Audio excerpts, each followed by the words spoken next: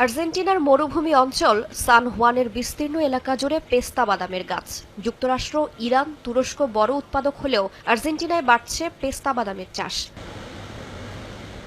2023 সালের একটি গবেষণায় উঠে এসেছে গত 5 বছরে 25,000 একর জমিতে এই গাছ লাগানো হয়েছে। গবেষকরা বলছেন আর্জেন্টিনার সান হুয়ান, মেনদোজা, সান লুইস ও লাম পাম্পার বিশাল এলাকা এই বাদাম চাষের জন্য উপযোগী। গাছ লাগানো থেকে ফল পেতে 7 বছর লাগলেও শীত গ্রীষ্ম মিলিয়ে এই অঞ্চলের আবহাওয়া পেস্তার জন্য অনুকূল।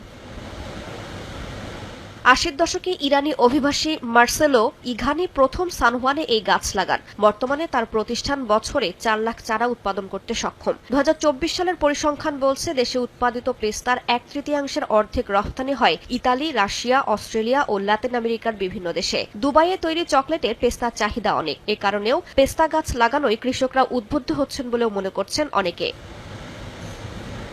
চাহিদা বাড়ায় বিনিয়োগও বাড়ছে। তাছাড়া চাষিদের মতে অল্প জমিতে ভালো ফল পাওয়া যায়, তাই আগামীতে রফতানি বহুগুণ বাড়বে বলে মনে করছেন উৎপাদকরা। এ ফসল স্থানীয় অর্থনীতি এবং কর্মসংস্থানেও নতুন গতি আনবে বলে আশাবাদী তারা। রাইসা জান্নাত, সময় সংবাদ।